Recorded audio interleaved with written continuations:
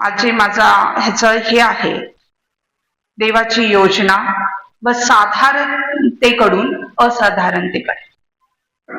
लक्षात येते टायटल तुमच्या? देवाची योजना साधारणतेकडून असाधारणतेकडे. आता रोजचं जीवन आमचं असतं, प्रत्येक गोष्ट आम्ही रोज उठतो, खातो, पितो, आमच्या रोजच्या कामाला लागतो. जी लेकरं आहेत ती शाळेला जातात, मोठे लोक आहेत ते कामाला जातात, ज्या स्त्रिया आहेत घरकाम करतील किंवा घरकाम करून नोकरीला जातील. जे काय आपलं रुटीन आहे ते आपण कधीही बदलत नाही. मग त्यावेळेस आम्ही विचार करत नाही अरे कुठली साडी नेसायची, कसं तयार व्हायचं, काय करायचं, काय नसतं. पण तेच ज्यावेळेस एखादा सणवार असेल किंवा एखाद्या लग्न समारंभाला जायचं असेल, मग आमच्यासाठी तो खास दिवस असतो, आम्ही तयारी करतो. वचन आम्हाला खूप सुंदर, जे काल पण शाळेमध्ये एक छोटा ड्रामा मी बसवला होता, 20 मिनिटाचा साधारणतः होता. अतिशय सुंदर. मला थोडंसं टेन्शन होतं कारण 4 दिवसात बसवायचा होता. मला वाटलं होते की नाही, कारण 20 मिनिटाचा ड्रामा मी घेतला होता, मुलांच्याकडनं करून घ्यायचा, लहान मुलावर. पण देवाची कृपा, म्हटलं देवा तूच कर, जे मला सांगायचं ते माझ्यासाठी नाही, तुझा गौरव करायचा. आणि खरं अतिशय सुंदर झाला. जे प्रिन्सिपल आहेत आमचे त्यांनी सुद्धा कौतुक केलं की खूप छान तुम्ही केलेलं होतं. त्याचे मेसेज जो होता त्यामधून खूप सुंदर गेला. ते अगदी बोलले मला की कुठंही धार्मिक गोष्टीचा प्रचार न करता जो मेसेज आहे तो आपण दिलेला आहे, आणि खरंच छान तो झाला. त्याच्यामध्ये हेच दाखल होतं, एक छोटासा मुलगा जो आहे तो असा, आई वडील ख्रिसमसची तयारी करतात, त्याला म्हणतात चल चर्चला जायचंय, जाऊया करूया. नाही जायचं म्हणतो मला चर्चला, प्रार्थना करायची नाही, येणार नाही. आई वडिलांना समजत नाही असं का करतोय. देवदूत त्याच्या स्वप्नामध्ये येतात. मग देवदूतांना पण तो वाद घालतो, काय म्हणतोय, कशासाठी, कुठे शांती आहे जगामध्ये, कुठं आशा आहे, सगळीकडे निराशाच आहे, सगळीकडे आतंकवाद आहे, मारकाट आहे, माणूस इतका स्वार्थी झालेला आहे, कोण कोणाच्यावर प्रेमच करत नाही. काय येशू ख्रिस्त याच्यासाठी जन्माला काय पूर्वी पण असंच होतं. मग ते देवदूत त्याला फ्लॅशबॅक मध्ये घेऊन जातेला दाखवलंय, मग ती घटना दाखवली आहे. आणि मग शेवटी तोच मुलगा आपल्या आई वडिलांच्या बरोबर प्रार्थनेला जातो आणि म्हणतो आजूबाजूला कितीही वाईट परिस्थिती असू दे, पण आपण आशा आणि प्रेम सोडायचं नाही, हेच येशू ख्रिस्ताचा संदेश आहे. आणि खूप सुंदर रीतीने त्याच्यामध्ये होतं. पण साधारणतेकडून असाधारणतेकडे जात असताना, आता साधारण म्हणजे काय, येशू ख्रिस्त येणार आहे हे आपल्या सर्वांना माहिती. तो आला 2025 वर्षापूर्वी, तो जन्मला कुठल्या तरी एका साधारण रात्रीच, कोणाला माहिती नव्हतं. ज्यावेळेस ते जागा शोधत होते त्यावेळेस त्यांना जागा मिळाली नाही. त्यांना सुद्धा, हा अर्थात मरियेला माहिती होतं, युसुफला माहिती होतं की बाबा काय होणार आहे, पण त्यांनाही इतकी कल्पना नव्हती. पण जगाची उलथापालथ होती, सगळं साधारण चाललेलं, सगळे लोक गारठून बसले होते, जे काय होतं सगळ्या गोष्टी होत्या. आणि एखाद्या साध्या त्यांना कुठे जागा नाही मिळाली, त्यांना साध्या गोठ्यामध्ये जागा मिळाली, आणि त्या गोठ्यामध्ये त्या बाळानं जन्म घेतला. पण तो गोठा, साधारण गोठा असाधारण झाला. त्या गोठ्याला पण माहित नसेल की जगाच्या शेवटापर्यंत माझं कौतुक केलं जाणार आहे. आता प्रत्येक ठिकाणी बघा तो गोठा तयार केला जातोच, छोटा मोठा काही पण, का तिथं येशू जन्म. त्याला माहित होतं का, त्या मालकाला माहित होतं का बाबा मी काय तर करून ना गोठा द्यायला लागलोय.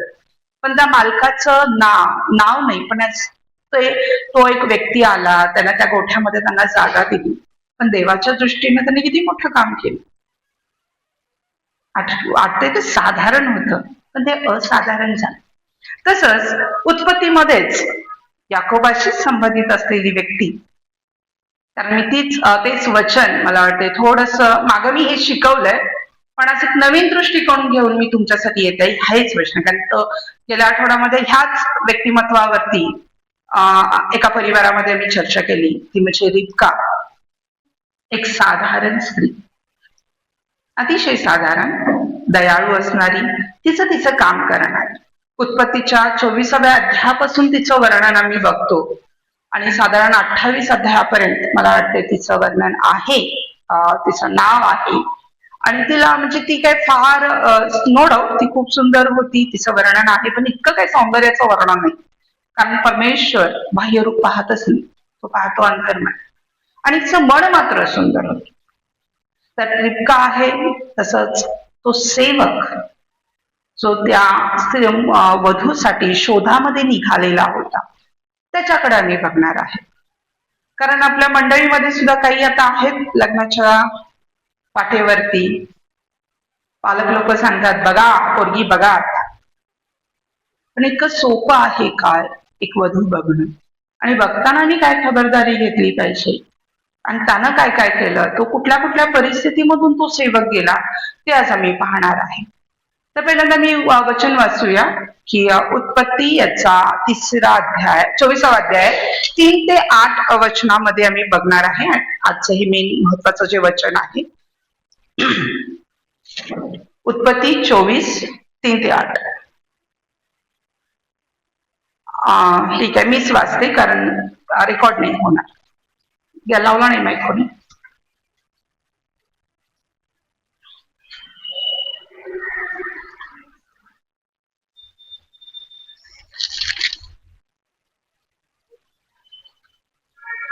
मी तुला परमेश्वराची आकाश व पृथ्वी यांच्या देवाची शपथ घेण्यास सांगतो की ज्या कनानी लोकात मी राहत आहे त्यांच्या मुलीपैकी कोणतीच माझ्या मुलासाठी तू नवरी पाहणार नाहीस, तर माझ्या देशाला माझ्या आप्तांकडे जाऊन तेथून माझा मुलगा इसहाक त्याच्यासाठी नवरी पाहून आणशील.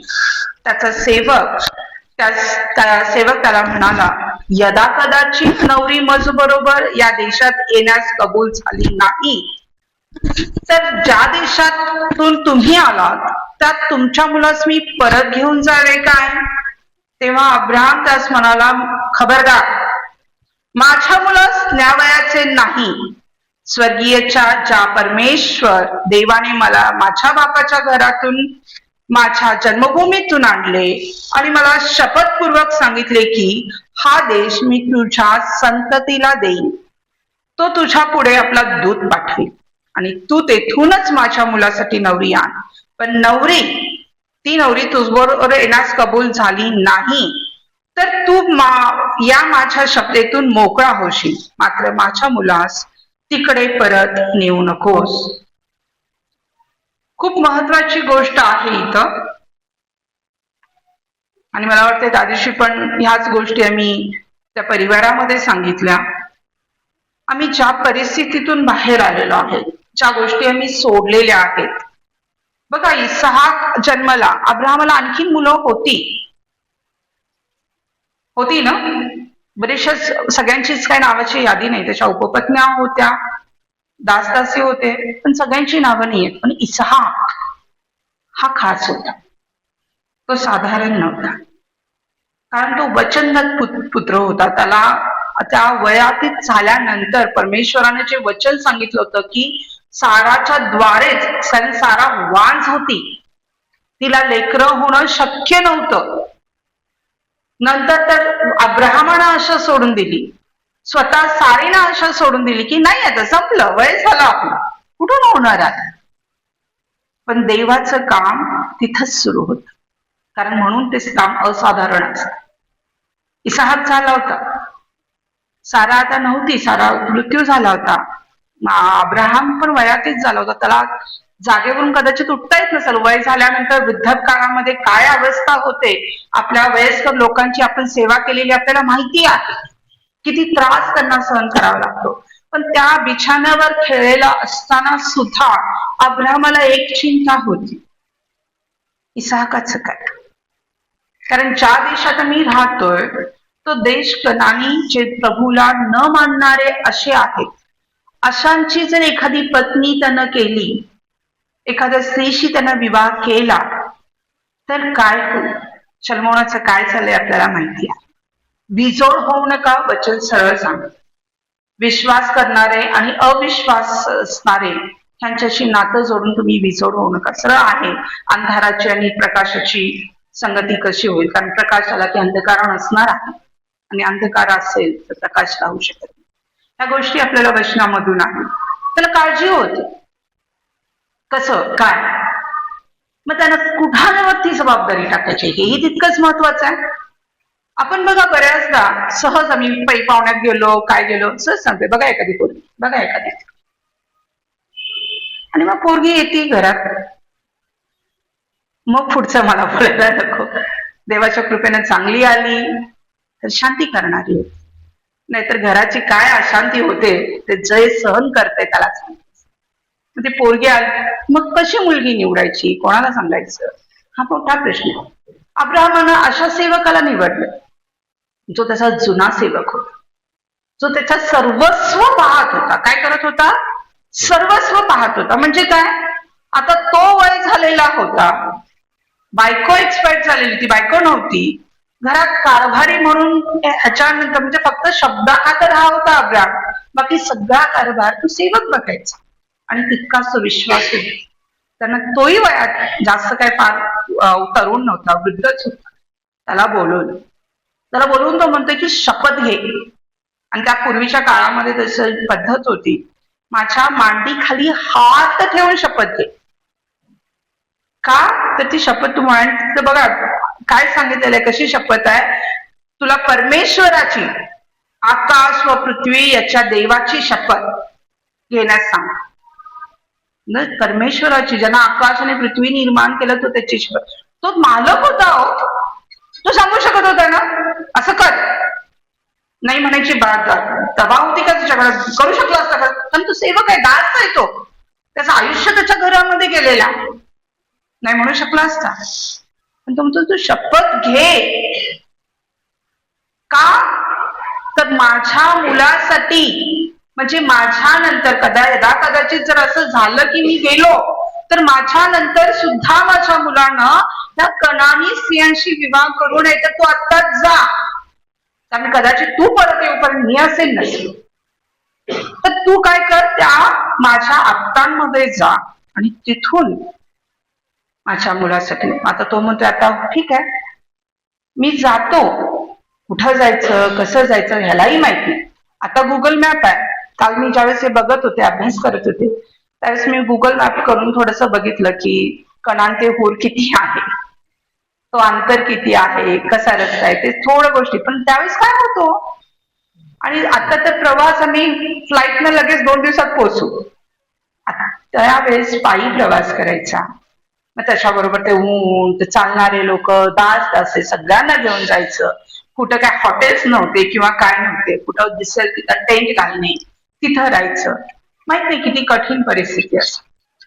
तो म्हटलं ठीक आहे मी जातो, पण जर मुलगी यायला नाही म्हटली तर काय तुमच्या पोराला तिकडे घेऊन जाऊ घर जावई करायला, लई इस्टेट असली पुढे घर जावई व्हायला तयार होतात. अब्राम म्हणते खबरदार, माझ्या पोराला तिथं न्यायचं नाही, कारण ज्या देवानं माझ्या बापाच्या घरातून मला काढलेला आहे, माझ्या जन्मभूमीतून मला काढलेला आहे, आणि त्यानं मला शपथपूर्वक सांगितलेला आहे की हा वचनदत्त देश मी तुला आणि तुझ्या संततीला देणार आहे. म्हणजे हा देश देवानं मला दिलेला आहे, हे आशीर्वाद देवानं मला दिलेले आहेत. मला देवानं त्या बंधनातून बाहेर काढलेला आहे, त्या दुःखातून, त्या त्रासातून मला बाहेर काढलेलं आहे. माझ्या मुलाला परत तिथं न्यायचं, आम्ही काय करू,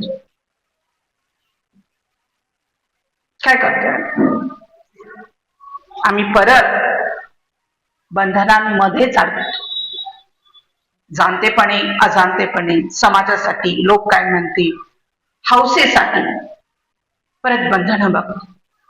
पण तो म्हणतो नाही न्यायचंस, माझा देव तुला देवदूत तुझ्या समोर पाठवेल आणि तो तुला घेऊन जाईल. आणि मग जर तरीही ती मुलगी या वयास नाही म्हटली तर तुझ्या शक्तीतून तू मुक्त होशील, मग देव बघ. बघा अब्राहमाचा विश्वास आम्ही इथं बघतो. त्याला माहित नाही पुढं काय होणार आहे, काय देवाने त्याला सांगितलं होतं का, कारण देव त्याच्याशी बोलायचा होता. त्याचं जीवनच वेगळं होतं, अगदी देवासमोर जाऊन हट्ट करायचा. आपल्याला माहित आहे सदोम आणि गमोराच्या वेळेस. पण इथं काय देव त्याच्याशी बोललाय असं कुठं नाही सांगितलेलं की जा तिथं एक मुलगी ठेवली आहे तर तुझ्या तसाला पाठव आणि मग मी ती येईल, नाही सांगितले. पण त्याचा विश्वास आहे की ज्या देवानं मला इथवर आणलेला आहे, ज्या देवाने सगळ्या गोष्टी माझ्यासाठी पूर्ण केलेल्या आहेत, तो देव सर्व काही करायला समर्थ आहे. तो देवदूत पाठवेल तुझ्यासमोर. हा, पण परत पोरगी नाही म्हटली तर मग तूच हा प्रश्न, तू माझ्या शक्तीतून मुक्त होशील. बघा तू निघाला जायला, ठीक आहे म्हटला, त्याच्यासाठी सुद्धा कठीण होतं. किती मनामध्ये कालवा कालव चालली असेल ना, माझं तर वय आहे का, आता कुठं जायचं, बरं ते तिथं गेल्यावरती लोक मारली तर काय करायचं. आम्ही सुवार्थ सांगायला तसंच करतो, ऐकले नाही तर काय म्हणायचं, काय तर बोलले तर काय करायचं. पण आम्ही हे विसरतो, ज्यावेळेस आम्ही देवाचं नाव घेऊन जातो त्यावेळेस देवाचा देवदूत आमच्या आधी तिथं असतो. कारण कोणीही मनुष्य देवाची इच्छा असल्यापासून येशू प्रभू आहे हे कबूल करतच नाही. पण देवाचं वचन सांगतं, सांगणं तुमचं काम आहे, ऐकणं न ऐकणं हे त्या व्यक्तीचं काम आहे. इथं सुद्धा अब्राहमाने तेच सांगितलं, तू जा, देवदूत तुझ्या बरोबर येईल. पण तो म्हटला नाही देवदूत तुझ्या बरोबर येईल ती पोरगी तुझ्या बरोबर येईलच, असं म्हटलंय का? नाही आली तर तू माझ्या शक्तीतून मोकळा होशील, तुझ्यावर बंधन नसणार आहे, पण जायचं मात्र तुला आहे. माझ्या प्रियानो, आज ख्रिसमस हा खास दिवस आम्ही साजरा करणार आहोत. काहीच दिवस राहिले, प्रत्येकाच्या घरामध्ये तयारी आहे, सगळं खास दिवसाची आम्ही तयारी करतो. पण देवाचं काम खास दिवसामध्ये नाही होत.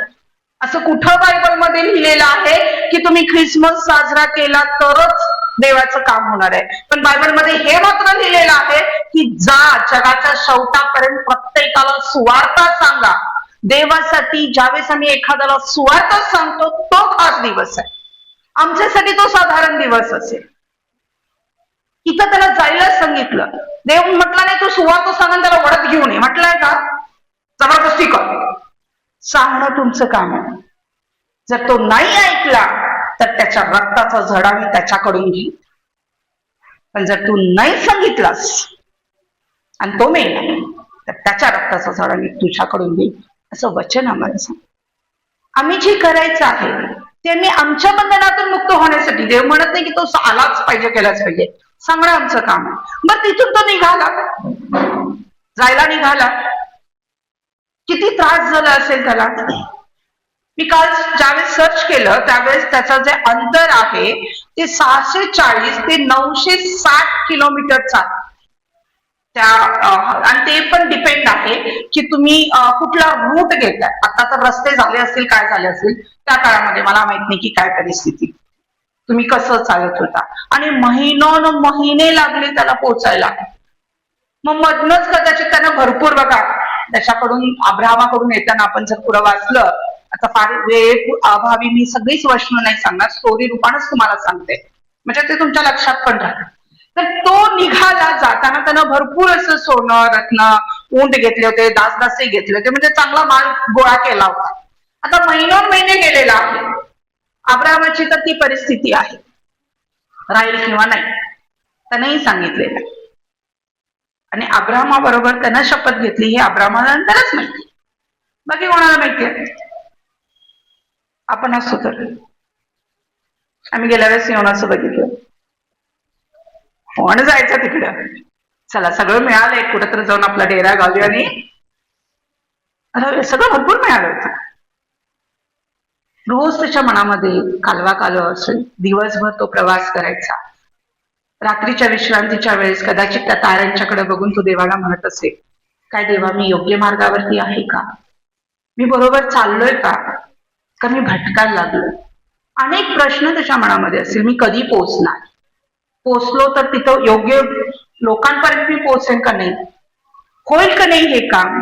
अशा अनेक प्रश्नांना घेऊन तो रोज उठायचा, रोज प्रवास करायचा. असे काही महिने गेले. इथं आम्ही वचनामध्ये बघितलं की लगेच वचन आहे, आपण वाचताना एवढा विचार करत नाही, सहज लगेचच वाचून जातो, जणू काय आता इथनं ह्या घरात निघाला त्या घरात गेला, पोरगी आली लगेच घेऊन आला. नाही, खूप काळ गेलेला आहे त्याच्यावर. आणि त्या काळामध्ये अनेक मनाच्या विचारांच्या घालमाव्यांचा म्हणजे इतकं गोंधळ झाला असेल त्याच्या मनामध्ये, त्रास झाला असेल, आजारी पडला असेल, वातावरणाचा परिणाम त्याच्यावरती, कधी खायला मिळाला असेल नसेल, कुठं राहिले असेल, काय केले असेल, अनेक गोष्टींचा सामना करत तो तिथं पोहोचला. वर पोचला, तिथं गावात गेला, मिरजेत आला, हो घर कुठे माहिती, कोणाला विचारायचं. आता आमचं खूप छान आहे, आमच्या आडनावाचं दुसरं कोण नाहीच आहे. त्यामुळं आम्ही बिनधास्त सांगतो लोकांना, तुम्ही या कुठल्याही रिक्षावाल्याला सांगा आरवाटकींच्या घराच्या तिथं सोडा, ते बरोबर आम्ही सोडतो, काय टेन्शन घेऊन. बरोबर आहे, बरोबर आम्ही सोडतो. पण तिथं गेल्यानंतर कोणाकडे जायचं, कारण अब्राहमाने सांगितलंय माझ्या आत्तातली मुलगी घेऊ. आत्तातली घ्यायची, बरं त्याचं डोकं बघा, म्हणजे किती विचारपूर्वक तो किती विचार करत असेल, काय करत असेल. त्या काळामध्ये साहजिक पाणी घेण्यासाठी सायंकाळच्या, कारण दुपारी तर कोण पाणी घ्यायला येणार नाही भर उन्हामध्ये, तर सायंकाळच्या वेळेस स्त्रिया तिथं पाणी भरायला येतात. आणि पाणी भरायला खास करून मुली असतात, का तर घरात बायका काम करत असतील, स्वयंपाक, पोरी जा बाई पाणी घेऊन येजा. तो तिथं बसला. मग तिथं बसला आणि त्याने काय केलं आपल्याला माहिती आहे, ते काय केलं त्यानं, बसून प्रार्थना केली त्याने.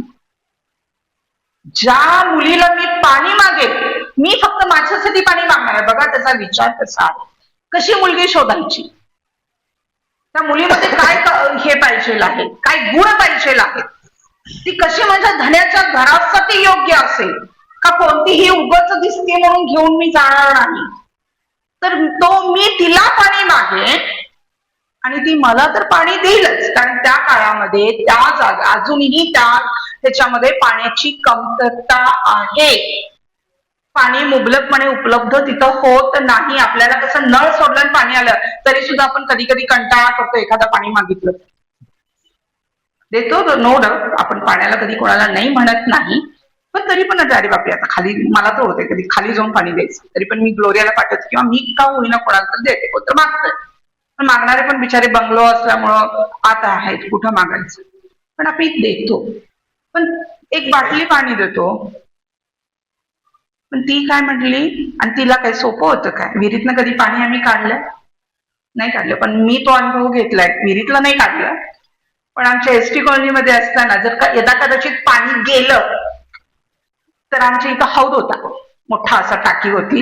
आम्ही सगळेजण काय करणार, त्या हौदाच्या तिथं जाणार, दोरी बांधायची, ते हांडे टाकायचे आणि त्यांना वडून आणि तिथं पण भांडणं, हे थांब मला घेऊ दे, तुला घेऊ दे. म्हणजे पाणी घेताना वडताना जो त्रास होतोय त्यामुळे कळशी लावायची, मोठा हांडा लावायचा नाही, कारण तो वडाला जड जातो वरती येताना, मग ते घ्यायचं. पण ही काय करते, ते पाणी मागतो तो, आणि बघा समोरून ती मुलगी आलेली त्याला दिसली, त्याला माहित नाही ती मुलगी कोण आहे, पण ती मुलगी जरा सुंदर वाटली, कुमारिका आहे.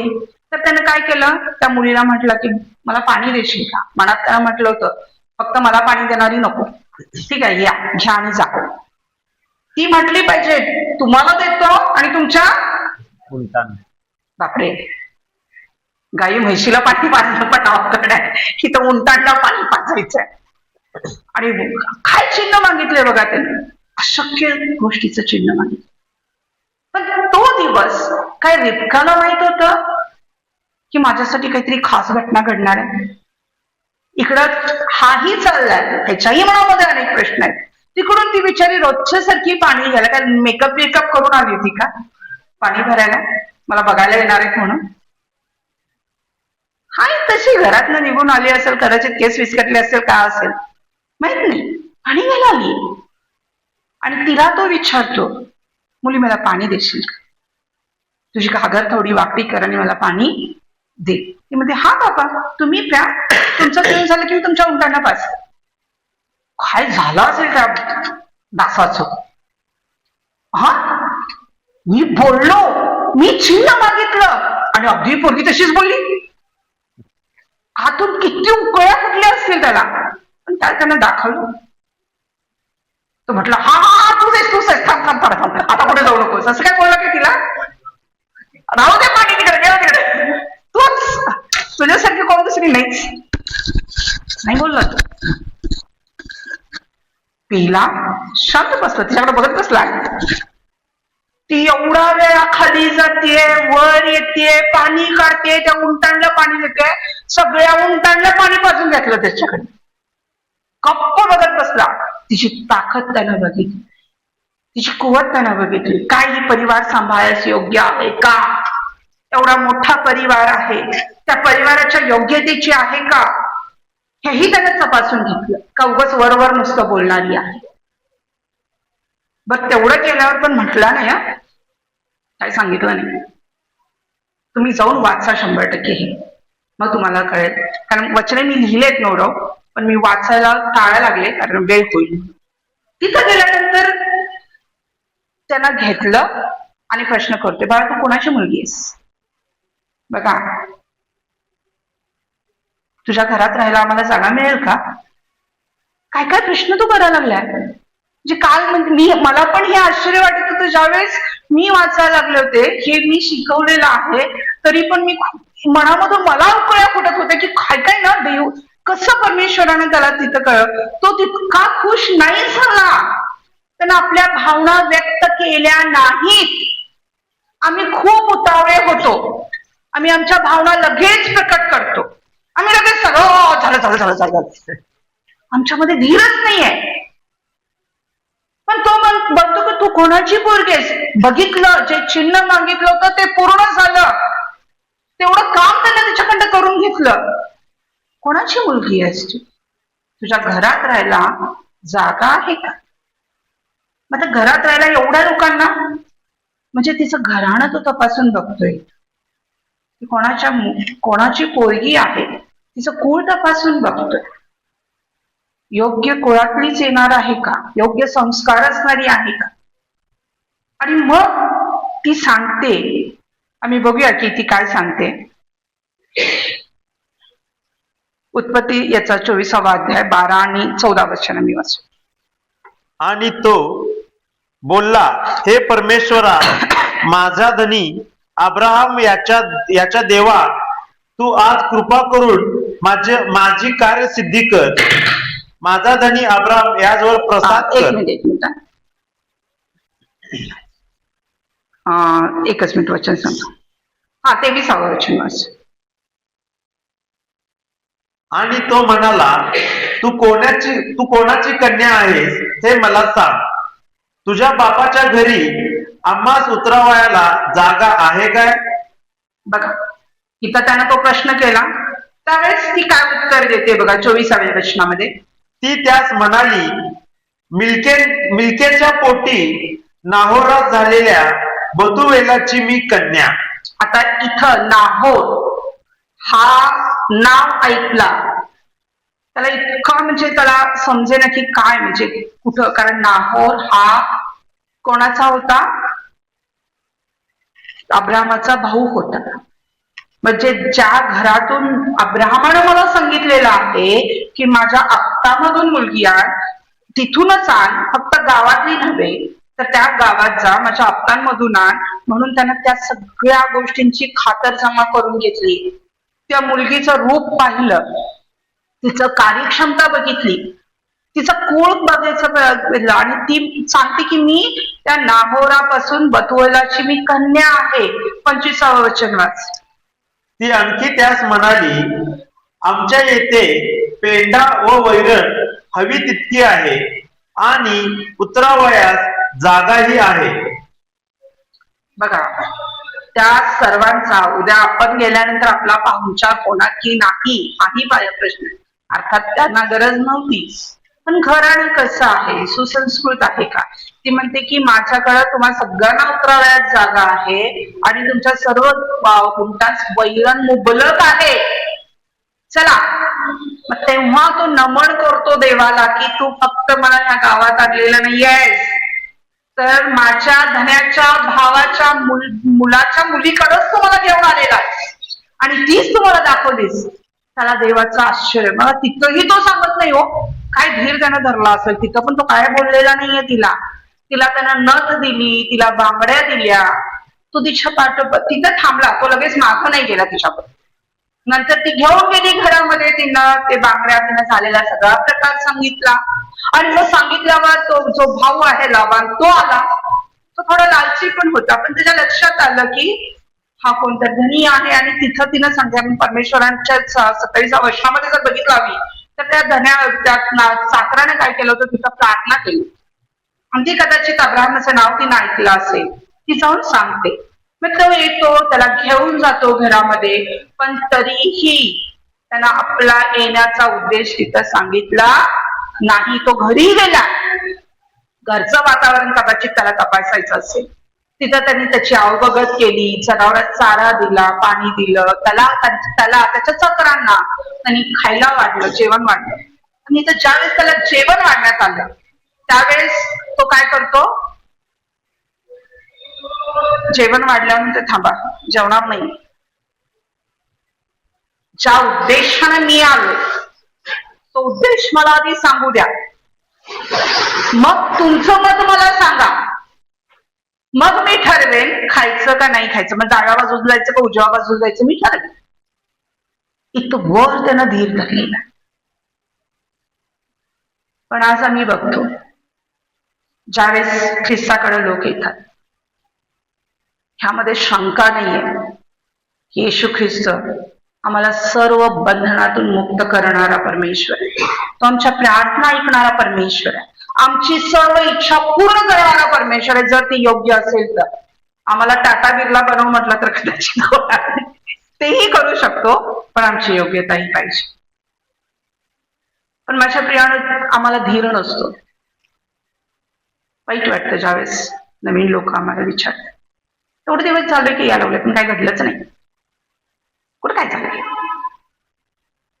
अरे तू तुझं समर्पण केलेलं आहेस का? तुझ्यामध्ये धीर आहे का? जर आमच्यामध्ये धीर आहे, आम्ही देवावर पूर्णपणे अवलंबून राहिलेलो आहे, आम्ही आमच्या स्वार्थ बुद्धीनं देवाकडे नाही आलेलो आहे. चमत्कार करणारे पुष्कळ आहेत, पुष्कळ आहेत, आणि चमत्काराला नमस्कार करणारे तर विचारायला नको इतके. पण सार्वकालिक जीवन आणि त्याची आशा देणारा फक्त एकच आहे. आणि त्या एकाचा जो अर्थ ज्यावेळेस आम्ही समजून घेतोय, त्या म्हणून म्हटलेलं आहे देवाच्या वचनामध्ये, प्रभूमध्ये म्हटलेलं आहे, बोलावलेले पुष्कळ आहेत, निवडलेले थोडके आहेत. म्हणून कधी आम्ही काय तपासलं पाहिजे. बऱ्याचदा आम्ही बघतो की जिथं गर्दी आहे तिथं आम्ही जातो, पण फक्त गर्दीच्या मागे जाणं बरोबर आहे का? बघा, एखाद्या वेळेस सुवार्थीची सभा असली, काय असतं तर किती गर्दी असते, पण त्या गर्दीत किती जण प्रामाणिकपणे वचन ऐकायला आलेले असतात. त्या संदेश त्या काय शिकवत आहे, त्यातून मला काय घ्यायचं आहे, ही किती जणांची इच्छा असते, किती जण बघत असतात. फक्त तयार होऊन यायचं, वर्शिपच्या वेळेस नाचायचं, 4 पुड्या तिथनं आणायच्या, खायच्या, फोटो काढायच्या, स्टेटसला ठेवायचं. काय आशानं आम्हाला ते सार्वकालिक जीवन मिळणार आहे? नाही माझ्या भावांनो, आशानं आम्हाला ते सार्वकालिक जीवन साधता येणार नाही. आम्हाला धीर धरला पाहिजे, आम्हाला प्रभूवर विश्वास ठेवला पाहिजे. आणि त्याच्या मागं बघा, पुढे रिबकाचं खूप महत्वाचं आहे. तो तिथं त्या गोष्टी, मग तो सगळं सांगतो, सगळी एक कथा, त्यानं कसा तो प्रवास केला, कसं परमेश्वरानं त्याला इथवर चालवलं, त्यानं काय चिन्ह देवाकडे मागितलं, आणि कसं तिथं आहे पुढे त्या अध्यायामध्ये की तो सांगतो की मी बोललो, आणि बरोबर रिबकानं तेच केलं.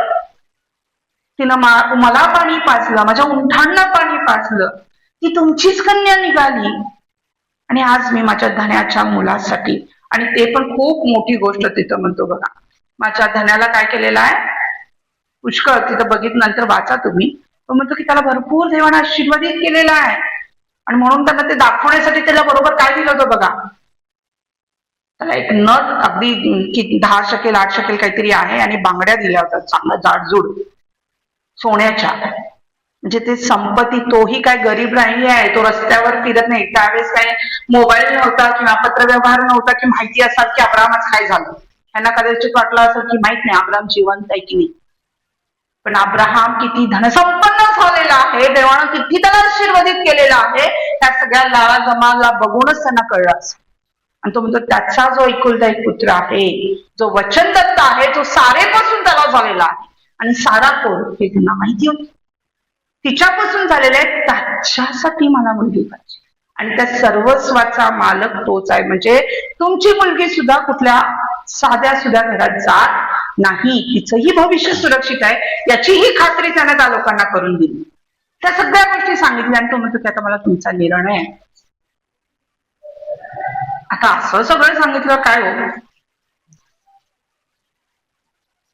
ते लोक निशब्द झाले. ते म्हटले हे जर देवानच केले आणि काय बोला, ती तुमच्या समोर आहे, येऊन जा तिला.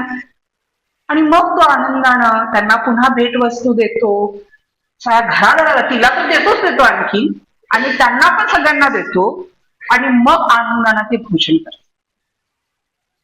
आमच्यासाठी आमच्या जीवनामध्ये पण असे चमत्कार, फक्त तिथंच नाही, अनेक अशक्य गोष्टी आम्हाला ज्यावेळेस आम्ही प्रभूमध्ये येतो त्यावेळेस अनेक समस्या, अनेक त्रास, अनेक वेदना आमच्या मनामध्ये असतात.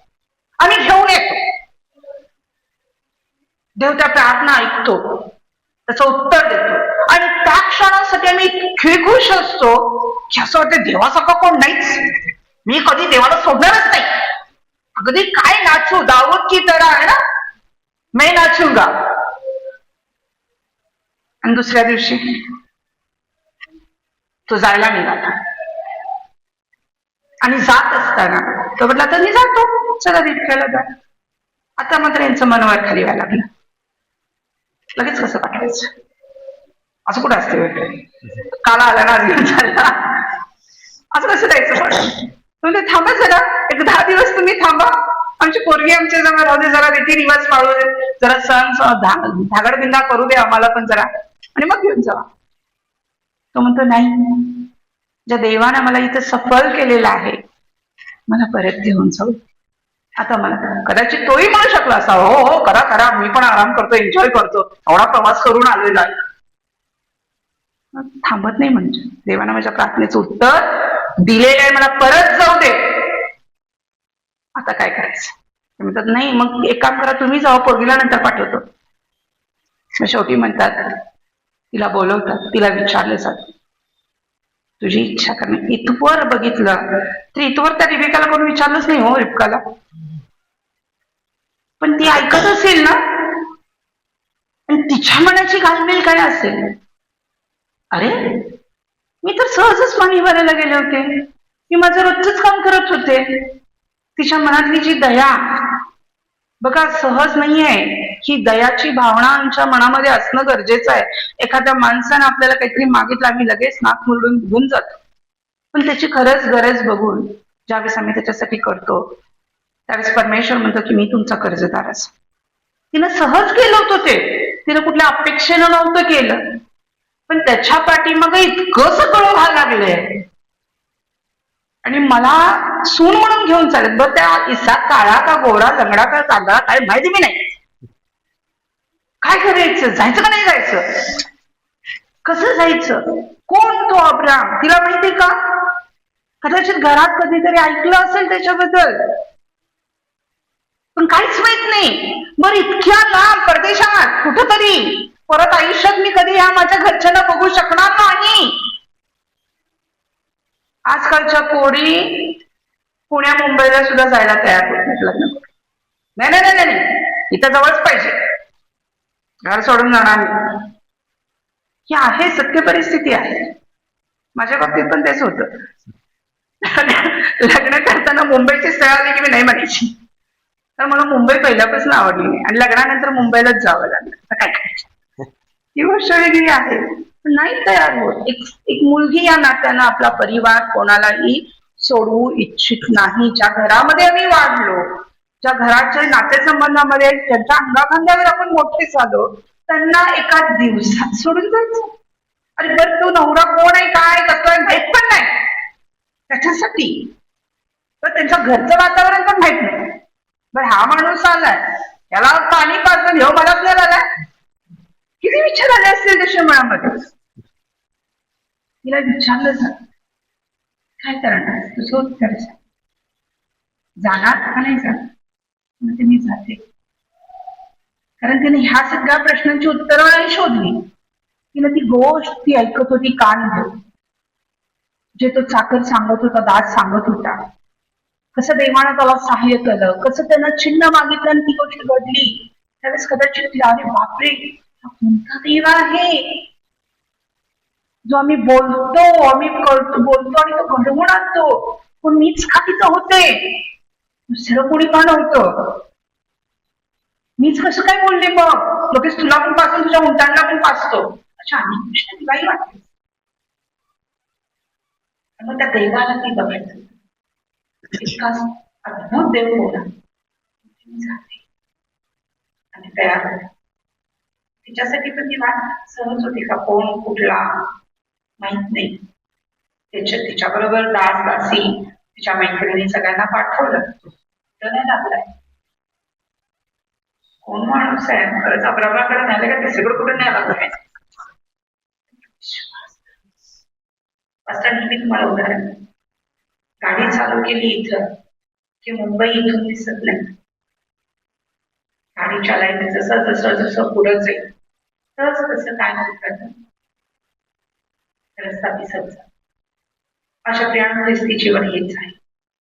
जस जसं आम्ही पुढे जातो आधी काहीच माहित नसतं, साधारण असतं. ज्यावेळेस आपलं तारण झालं माहिती, आपण कुठल्या कुठल्या अवस्थेत कुणी आलं, कोण आपल्याला सांगितलं, कोणी आमच्यासाठी प्रार्थना केली, आणि आज आम्ही बरं आहे. आज परमेश्वराची ओळख आम्हाला झाली. पण तिथं गेल्यानंतर तिथं जात असताना अनेक गोष्टी तिच्या मनामध्ये घालते. आपला परिवार मागे सुटायला लागला, पुढं मला माहित नाही कुठं जायचं. निघालाय. आणि तिथं गेल्यानंतर तो एक तरुण तिला त्याच्या समोर, त्याला विचारते कोण आहे हा? हाच तो आहे. आणि तिथं वचन सांगतं आपल्याला तिला आपल्याला आमचं घर झाकून घेऊ. इथंही तिथे संस्कार दिसत. नंतर मग तोच साखर त्या साखाला सगळ्या गोष्टी सांगतो, कसं झालं, काय झालं, कसं या मुलीला घेऊन आणलं. आणि तिथं सांगितलेलं आहे की इसहाक त्यावेळेस आपल्या आईच्या मरणाच्या दुःखातून अजून निघालेला नव्हता. त्याला तर एकटेपणा, एकाकीपणा चालू. पण वचन पुढे सांगितले, ज्यावेळेस तो रिबकेचा स्वीकार करतो त्याला सांत्वन मिळालं असं सांगितलं. म्हणजे काय? जी मुलगी आणली होती, जी देवानं दिलेली, ती त्या परिवारासाठी, आपल्या पतीसाठी त्याला शांती देणार, प्रेम देणार, त्याच्या एकाकीपणामध्ये त्याला साथ देणार. म्हणजे प्रियाने खूप महत्वाचं आहे, विशेष करून स्त्रियांसाठी. बऱ्याचदा आम्ही बघतो की आम्ही कचकच कचकच कचकच करतो, बाहेर ना आला नाही, कामावर ना आला नाही, काय काय काय झालं, हे झालं, ते झालं, कसं झालं, असं म्हटलं, कसं म्हटलं, सुरूच. तर त्या बाहेर गेलेला माणूस, ठीक आहे, तो 8 तासात तुम्हाला वेळ केला, पण त्या 8 तासामध्ये त्यानं काय काय सहन केले का आम्ही विचार करतो का? काही शून्य पत्नी आम्ही बनतो का? त्याला शांतीने राहू द्या. प्रत्येक गोष्ट सांगण्याची गरज नसते. काही गोष्टी आम्ही स्वतः करू शकतो, काही गोष्टीकडे दुर्लक्ष करायचं, पण नाही आम्ही करत. मी किती बरोबर आहे हे आम्ही सिद्ध करण्याचा प्रयत्न. आणि मग का ते शब्द द्या. आणि तुम्हाला माहिती आहे, सॉरी टू से, पण बायकांनी विशेष करून फार विचार केला. पुरुष लोक बाहेर जाताना, गाडीवरून जातात, प्रवास करतात, आम्ही बाहेर जाताना किरकिर किरकिर किरकिर ज्यावेळेस करतो, त्याच्या डोक्यामध्ये तेच विचार असतात, आणि जास्तीत जास्त ऍक्सिडेंट त्याच करणार. म्हणून जाताना येताना किरकिर करू, वेळ करतो, सांगू नका म्हणत नाही, पण काय सांगायचं आणि कसं सांगायचं, कसं प्रेझेंट करायचं आमच्या खास करून महिलांच्या. आपलं घरी म्हणून तर म्हटलेलं आहे, पुरुषांना नाही म्हटलेलं, ते दिलेलंच नाही त्यांना देवाला. घर बांधायचं परमेश्वराने गिफ्ट आपल्याला दिलेला, पण ते सुज्ञ पत्नी आपलं घर बांधते, आणि जी सुज्ञ नाही ती आपल्या हाताने आपलं घर बांधते. हे आम्ही ठरवायचं, आम्ही आमचं घर बांधायचं आहे. ती बघा कशी झाली, ती त्या आपल्या पतीला शांती द्या, तो शांत झाला, आता आपल्या आईचं दुःख विसरून गेला. पण तिथं पण झालं का, सगळं चांगलं चांगलं झालं का? सांगा सांगा, सगळं चंगा चंगा. तिला जाताना रिबकेला जाताना त्याच्या परिवारानं आशीर्वाद दिला होता. 24वा अध्याय आणि 60 वचन. काय आशीर्वाद दिला? त्यांनी रिबकेला आशीर्वाद देऊन म्हटले, बाई गे, तू सहस्त्रवधींची लक्षावधींची जननी हो, व तुझी संतती आपल्या वैऱ्यांच्या नगरांची सत्ता पाहो. इसहाक जो वचनदत्त पुत्र होता, देवाने सांगितलं होतं की त्याची संतती वाळूच्या रजकणांच्या पेक्षा जास्त असेल. आणि जाताना हिला पण इतका छान आशीर्वाद देऊन पाठवलेला आहे. तू सहस्रावधांची माता हो आणि तुझी संतती आपल्या वैऱ्यांच्या काय नगरांची सत्ता पाहो. सत्ता पावते. ही तर वाच होती.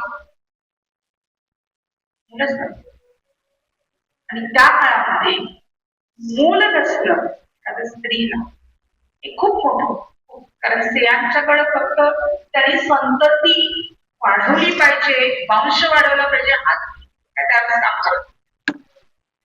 आणि त्या परिस्थितीमध्ये आणि त्यावेळेस त्या समाजाच्या त्या रीतिरिवाजाप्रमाणे पुरुष अनेक पत्न्या ठेवू शकत होता. म्हणजे मुलं असताना सुद्धा, कारण तो काळ होता की खूप लोकसंख्या कमी होती, तर त्यासाठी अनेक स्त्रिया असायच्या त्यांच्या पती. पण इथं इसाकाचं पण आम्ही पाहू शकतो आणि रिबकेचं पण बघू शकतो. आता ती मनात पुढंच असेल, 20 वर्षाचा काळ आहे तो.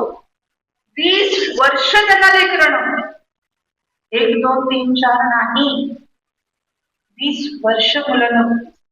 1-2 वर्ष झाली लग्नाला की सगळ्यांचा विचारणा सुरू, गुड न्यूज कधी देतात. पण त्या पती पत्नी काय परिस्थितीतून गेल्या. आता काय आपल्या बापासारखं आपल्याला पण काय आता पण कारण होणारच नाही. पण तो उजवी डावीकडे नाही गेला. जसं बापानं प्रार्थना केली, त्या देवावर विश्वास होता, त्याला माहित होत ती माणस असली तरी देव येणार, देवच देणार, कारण देवानं वचन दिलं. देवानं सांगितलेलं आहे, देवाचं वचन कधी वाया जात नाही. आणि मग तो प्रार्थना करायला 1-2 वर्ष नाही प्रार्थना केली, सांगितलेल्या वचन सगळ्यांना प्रार्थना केली, तिला झालं नाही. एवढे वर्ष तो प्रार्थना करत होता तिच्यासाठी, पत्नीसाठी. त्याला हा विचार नाही केला मी हिला सोडतो दुसरीला आणतो. देवाने दिलेली पत्नी आहे, परमेश्वर दिलाच आशीर्वाद. बऱ्याचदा आमच्या घरात आमच्या सुनाबाळा आमच्याकडे आपला परिवार सोडून, आपले नाते संबंध सगळे सोडून, सगळं कदाचित आमचे रीतिरिवाज त्यांना माहिती नसते, म्हणून आम्ही त्यांना तुच्छ न लेखता त्यांना आपलंच करून त्यांच्यावर प्रेम करून आम्ही त्यांना जिंकलं पाहिजे. त्याच्यासाठी प्रार्थना सगळ्यात महत्वाची. देव हिलाच आशीर्वाद, देवीला बदले, देव मला बदल, मला हिच्यासारखं बनव. परमेश्वरासमोर तिनं प्रार्थना केली इसाकर आपल्या पत्नीसाठी. मग 20 वर्षानंतर तो दिवस आला, तो आनंदाचा दिवस. वाच असताना, अशक्य गोष्ट असताना असाधारण काम परमेश्वर, साधारणतेकडून असाधारणतेकडे नेणारा तो देव. पण त्यावेळेस तिला एक नाही, हे दिल मागे मोर 2-2, आणि पोटात काय चालले तिलाच कळे नाही. हे काय प्रकार आहे, भांडत होते पोटात. आणि मग इथं मात्र सांगितलंय की तेव्हा काय चाललंय, तेव्हा नेमकं काय चाललंय, काय व्हायला लागलंय मला, असं राहिलं तुम्ही जगणार पण नाही. तुझ्या उदरामध्ये 2 राष्ट्र आहेत, 2 राष्ट्रांची माता तू बनणार आहे, आणि धाकटा मोठ्यावर सरकार. ती शुद्ध मात्र तुझ्यामध्ये कोरून ठेवून धाकटा मोठ्यावर सरकार. पुढं पर्यंत आपण बघितलंय तितकेच प्रेम याकोबावरती जास्त. आपल्याला माहितीये कसं झालं, तुझी सगळी कथा आपल्याला माहिती. याकोबाने सावामध्ये काय झालं, मागच्याच वेळेस शिकवलंय, ज्येष्ठत्वाचा अधिकार देण्यात घेतला, सगळं झालं. आणि गोष्टी इथं पुन्हा हिस्ट्री रिपीट झाली, ती वेगळ्या प्रकारे देखील. की मग ती स्वतःहून जाऊन पुन्हा ज्यावेळेस तिला कळतं की आता येसाव आपल्या मुलाला मारेल, कारण तिनंच सगळं केलं, नाही धाकट्यानंच सगळं आशीर्वाद मिळाले. कारण देवा काळामध्ये माझ्या मी केलं तेच. ती देवासाठी आदेश होती हे दिसतं, देवासाठी करायचं, त्या देवाची इच्छा पूर्ण झाली. अनेक क्रिटिसाइजम आहे तिच्यावरती, काय म्हणतात देवाला मदत करणारी झाली म्हणून आपलं घर तिनं फोडलं. ही परिस्थिती झाली तिच्या जीवनामध्ये. दोन्ही मुलं वेगवेगळी झाली, दोन्ही मुलांच्या मध्ये वैर आला. तिथं देवाची इच्छा पूर्ण होते एवढंच तिला, आणि तिला त्या गोष्टी आपल्या मुलाला करायला लावल्या की तू हे कर, जा, तुझा श्राप आला तर माझ्यावर येऊ दे, जा. अरे देव बाप आशीर्वाद द्यायचा राहू दे, शाप देईल मला, शाप माझ्यावर दे, तुला काय शाप नाही. तर देवाने सांगितलेला आणि आशीर्वाद घेतल्यानंतर बघा केसावरचं पण एक रूप आपल्याला, आम्ही आशीर्वाद घेतो सहज घेतो. खूप गोष्ट मगाशी गोष्ट मला आठवत नव्हती, सहज गोष्ट तुझं झालाच देवाण तिथं आधीच थांबव, दीपक ब्रदरची साक्षात खूप मोठी गोष्ट आहे. ज्यावेळेस मी बघितलं ऐकलं तुम्हाला किती देव संरक्षण करतो, देव मला वाचव. आम्हाला कदाचित आपल्याला तरी खाली येईल, किती वेळ मागायला गडबडीने झालं तेव्हाच गाडी स्टार्टच होत किती झालेलं तर आम्ही सहज घेतो. आमचा बघण्याचा दृष्टिकोन काय आहे प्रत्येक इसावाला ज्यावेळेस आशीर्वाद मिळायचा तेव्हा तुला पश्चाताप केला, मला पण द्या, त्याला दिल्याचा मला द्या आशीर्वाद, मी घेऊन आलोय तसं तुम्ही म्हटलं ते केलं. कदाचित आम्ही देवानं म्हटलं ते करू उशीर केला, दिलेला आशीर्वाद परत घेता येईल, दिलेली संपत्ती कदाचित परत घेता येऊ शकते पण आशीर्वाद परत घेता येत नाही. आता तिला मी तिला बोलले तर बोललो, आता मी काय करू शकत नाही तुझ्यासाठी, रडतोय, पश्चाताप करतोय. माझ्या प्रियानो, खास दिवस आहे आणि खास पद्धतीनं साजरा करायचा आहे, त्यामध्ये शंका नाही, करूया केला पण पाहिजे. तर अधिक खास बनवण्यासाठी आम्ही आमची साक्ष अशा लोकांपर्यंत पोहोचवली पाहिजे जे अजूनही अंधारात आहे, अजूनही रडत आहे, कुणाची तरी वाट बघत आहे. सांगण्याचं काम आपल्याकडं, ऐकणं नाही ना त्यांचा. त्यांनी उशीर केला तर ते पश्चाताप करत राहतील, मी बरोबर, पण आमचं काम आहे सांगायचं. स्वर्गामध्ये आम्ही दुसरं काहीच घेऊन जाणार नाही, ना धन ना संपत्ती ना काय.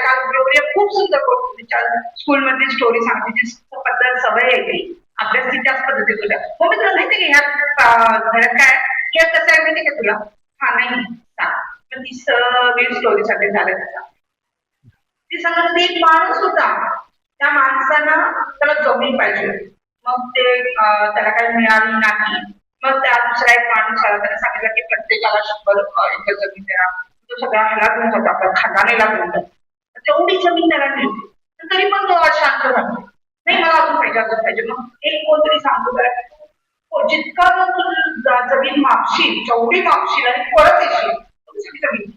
इतका वेगानं जातोय, इतका करतोय ती जमीन घेण्यासाठी लय असते फार पुढे जातोय.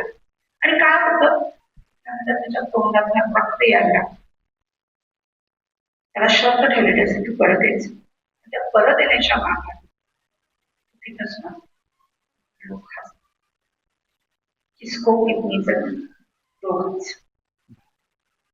त्या पाठाचं नाव आहे किसको कितनी जमीन, शेवटी कितीही कमवलं तर त्या 2 फुटाच्या खड्ड्यामध्ये चांगलं जायचं. मग काय काय घेऊन जाणार आहे, जे घेऊन जाणार नाही ते आम्ही खूप कमवतो, जे घेऊन जाणार आहे, जे आत्मे आम्ही घेऊन जाणार आहे तेच कमवून सांगितलं. इसावानं तेच केलं, आशीर्वादच गमावले. मागच्या वेळेस आता तेवढा वेळ नाहीये तो वंश वगैरे काढायला. अमालिकेचा जो वंश आहे सांगितलं होतं आणि अमालिकेचा वंश जो देव स्वतः त्याची साक्ष करते याचा मी नाश करेन, समूळ नाश करेन. तो वंश त्याचा जो कोणाकडून आला तो इसाहाकडून, त्याच इसाहकाचा मुलगा, त्याच रिबकेचा मुलगा. तर त्याच ही जी रिबका जी होती ती विश्वासाला देवाबरोबर याकोबाला आशीर्वाद प्राप्त केले, इसाहाक प्रामाणिक राहिला, प्रार्थनेमध्ये राहिला. तर रिबकाला काय मिळालं? ती म्हणते सुद्धा एखाद दिवशी मी दोन्ही मुलांना का मुकावं? त्या वेदनाही तिच्या दाखवलेल्या. तर तीच रिबका त्याच वंशातून आपणही आलेलो आहे, तिचा आशीर्वाद तिला दिला. 7 वचन मी परत वाचूया. त्यांनी रिबकेला आशीर्वाद देऊन म्हटले, बाई गे, तू सहस्त्रावधींची लक्षावधींची जननी हो. सहस्त्रावधींची लक्षावधींची जननी. 12 वंश याकोबाच्या द्वारे झाले, त्याच वंशातून दावीद आला आणि त्याच वंशातून येशू ख्रिस्त सुद्धा आला.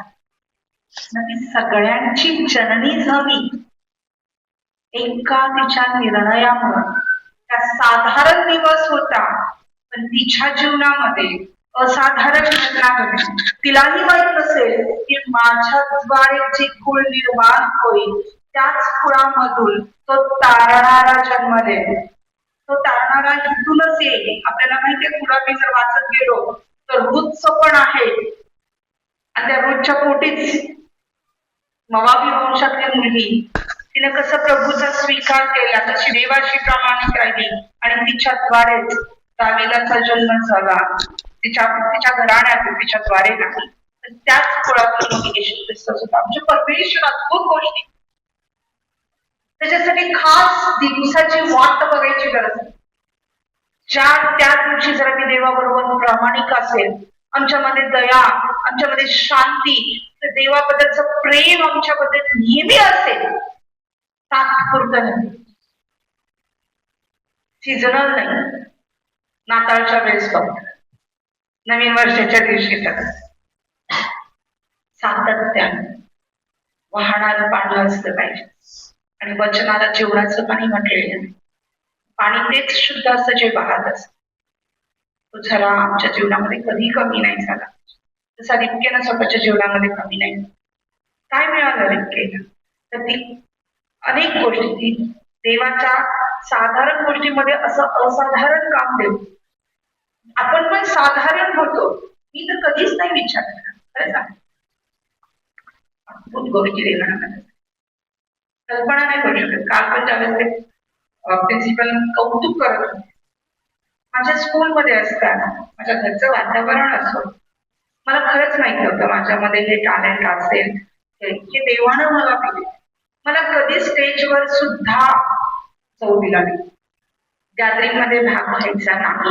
लिपस्टिक लावतात, आमच्या घरात चालत नाही. लिपस्टिक लावणाऱ्या बायका चांगल्या नसतात हे वागणं पूर्ण, ह्या गोष्टी होत्या. कधीही मी शाळेत कॉलेजमध्ये मी दुसऱ्यांना शिकवायची, पण मी स्वतः भाग घेत नव्हते. पण मला जसं मी प्रभूमध्ये आहे त्याच गोष्टी मी ज्या कदाचित मलाही वाटायचं हा ना मला पण करायचं.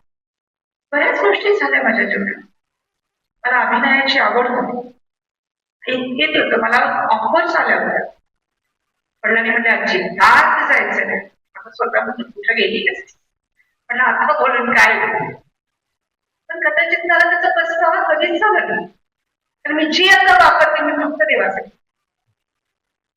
ज्या गोष्टी माझा दृष्टिकोन, माझ्या चर्चमध्ये असू दे, माझ्या स्कूलमध्ये असू दे, जिथं कुठं असू दे, मला संधी मिळाली काहीतरी करायचं, काहीतरी करायचं, मी ती संधी सोडत गेली. आणि मी काल पण म्हणतो देवा धन्यवाद, कारण जे मला पोचवायचं होतं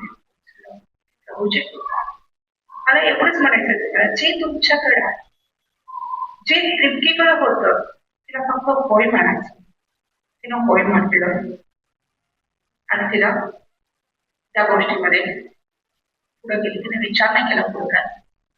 ज्यावेळेस मी पण प्रभूकडे आले त्यावेळेस मनामध्ये माझ्या शांती मला निर्माण झाली की नाही काहीतरी वेगळं आहे. मी आश्वस्त झाले की परमेश्वर आहे. त्यावेळेस मी माघार केली नाही. मी कुठली गोष्ट खरंच मी पण देवाकडे नाही मागितली. तर देवानं सगळं माझ्यासाठी सगळं त्या सगळ्या परिस्थितीतून काढलं, सगळ्या गोष्टी केल्या. मला हेच तुम्हाला उत्तेजन आज करायचं आहे. देवावर विश्वास ठेवून राहा.